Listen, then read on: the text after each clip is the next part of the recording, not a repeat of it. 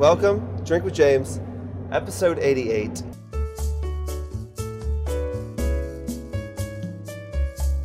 We are taking the series to a new level.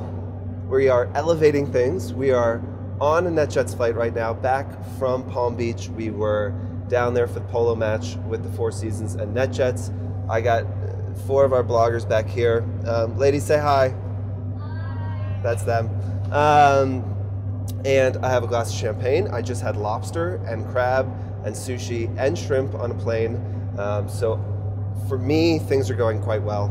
Well, I'll say this. For any of you out there who are considering becoming a Netjets owner, let me tell you a little bit about Netjets. Netjets is not like other private aviation companies. It's fractional jet ownership. So when you become a Netjets customer, you become an owner and you actually buy a part of the plane. It's like a very elevated timeshare, but with private planes.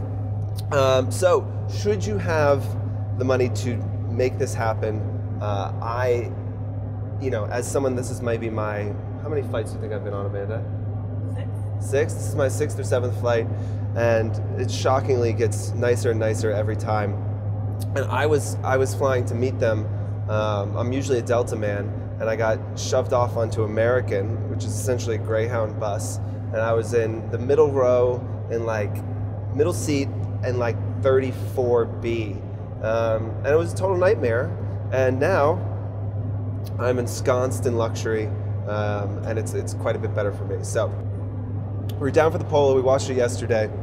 The day before, the influencers we brought down got a polo lesson, and managed to actually be able to kind of play the game. They were moving the ball around, and they had 2 goals set up, and I was personally impressed because while I wear a Stetson often, I'm not really much of a horseman, and I can't really control them, and they end up I think they sense my fear, and they capitalize on that by trying to bite me and run me into bushes. So I'm not super good on the horses. They were great. They looked great. And now Netjets is nice enough to allow us to film Drink with James on the plane. I mean, we're always trying to get free stuff from Drink with James. I am, at least. I ask the influencers all the time to send me alcohol. Doesn't happen as much as I'd like. Last year, a few resorts were kind enough to fly Tim and I out to shoot at their locations. And now we're 40,000 feet up filming this.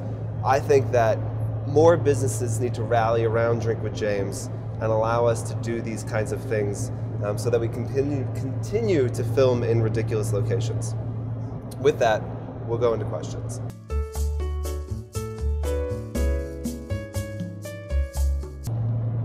Well, so Insta Story highlights have been interesting. I think they've been around for a month and a half or so, and I see, pretty much every influencer now has the categories.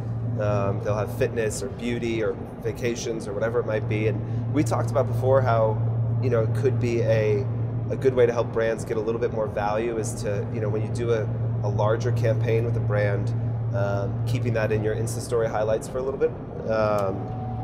But they're not searchable. So so much of the value of YouTube is the 2nd largest search engine in the world behind Google. So much of the value there is in the ability to search, which on Insta Stories obviously you can't. But I do think that they're a good way to, especially when people are landing on your feed for the first time, they're a good way to organize it so that people can learn a little bit more about you really quickly. I just checked. I only have a couple highlights on my feed, and it looks like I've gotten in the last month 50% more views than I normally would. So I don't know how much they're being viewed. I don't know the stats yet on kind of what influencers are seeing, but on my feed, which obviously is not as heavily trafficked as an influencer's feed, I generally get around 1,000 views, 1,100 views on my stories, and the ones that I've highlighted have 1,800. So people are clicking on it, they are watching these things. But I don't think you can compare it to a YouTube video at all, because it doesn't have the shareability that YouTube does. It doesn't have the virality that it does. It doesn't have the search, the SEO or the searchability that makes YouTube so great. I think like the first influencer I saw with the like icons on their profile was Mariana. I thought that was clever, and now everyone does it, and I'm kind of sick of it. I think that, I think certainly there's not a lot of stories that people create that I think you say, I want to watch that over again, or this is evergreen content that will live forever. I think those are the things that you should probably highlight is if it's something you get asked a lot that you feel like you're constantly having to answer, it's nice to just keep it in your highlight there. So like QAs and things like that, I think that's super valuable for it to go there. Any like tutorials, anything that you're teaching people, I think that's valuable. Jamie Beck does a lot of great, from Ann Street Studio, does a lot of great tutorials.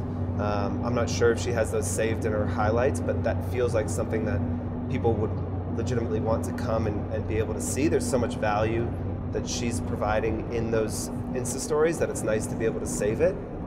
I think it's just like the things that you feel like people that will live beyond more than just that day. Because a lot of the Insta stories that you publish are fairly throwaway. They're not something that you probably need to live on for months. But those things that do, or the larger themes, if you have a certain type of photo that you take every day, if you take a mirror selfie every day of your outfit, like probably good to put those into a highlight as like a kind of series that you do. I find that super helpful. Some of the more just like category based stuff where you're dumping everything that, like, anytime you mention a beauty product, you dump it in there. I don't really know if that's super valuable because it just will get so long because you'll talk about beauty so much and it's just like gets to be a bit of a mess.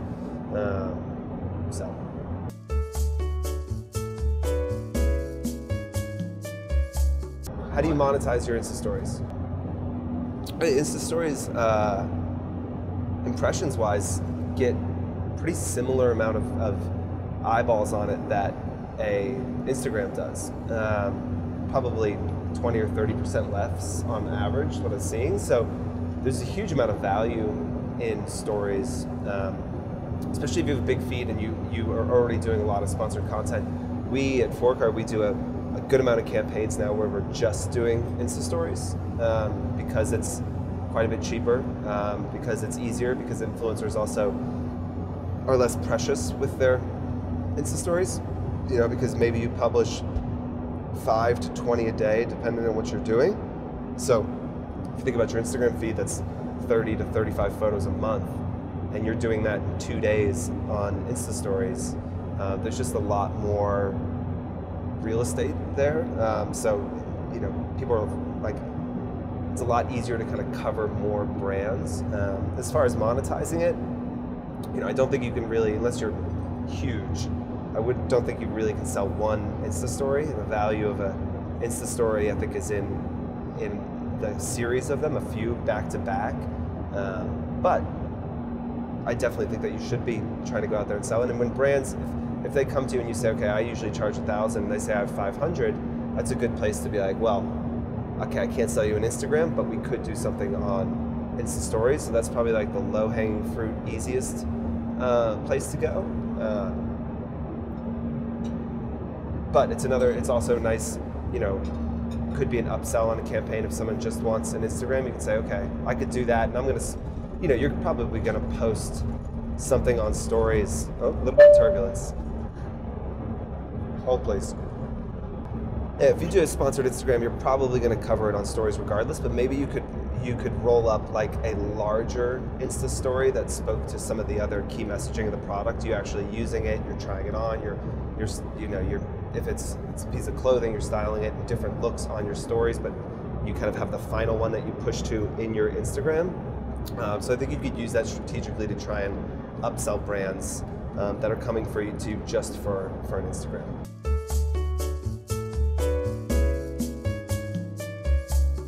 So should you be using hashtag sponsored?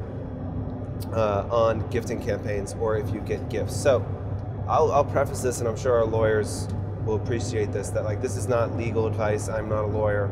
I'm not equipped to give legal advice, but I'm about to. So first of all, if you're an influencer and you haven't read the FTC guidelines on sponsored content on Instagram, you definitely should. It's fairly simple, plain speak English. There's not a lot of like legalese in there. It's easy to understand, and it's like 3 pages long.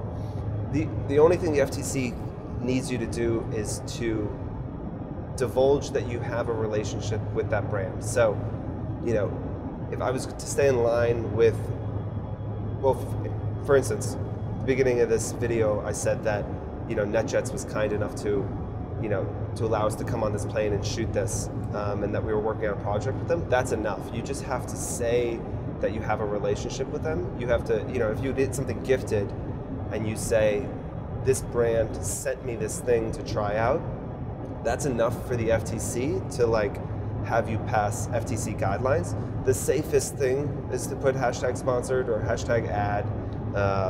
Hashtag spawn doesn't work. It's not a real word, so like that doesn't actually work. Partner, but you just have to make sure that like your audience knows you have a relationship in some way with that brand. The other thing, again, if you're being super compliant with FTC, which you should be, is that you have to have that on every post. So if you did 5 Insta stories in a row, it's not, frustratingly, you can't say like hashtag sponsored on the first one and then not on the rest of them. You have to have that on every single one. Now, is the FTC digging around your, you know, you have 100,000 followers, are they looking at your Insta stories to see if you're, you know, FTC compliant in your Insta story that you did on a, you know, a gift you got from a brand? Probably not. But it is worth having good habits and making sure that you don't get in hot water. I know from our standpoint, if we get knocked by the FTC, not only will we have to pay a big fine, but they ban us from being able to do sponsored content on Instagram for a certain time, 6 months or a year. So there is a world which the FTC could ban you from working with brands for a certain amount of time. So, and it's not just you, the brand will also get in trouble, which is not going to do great things for your career.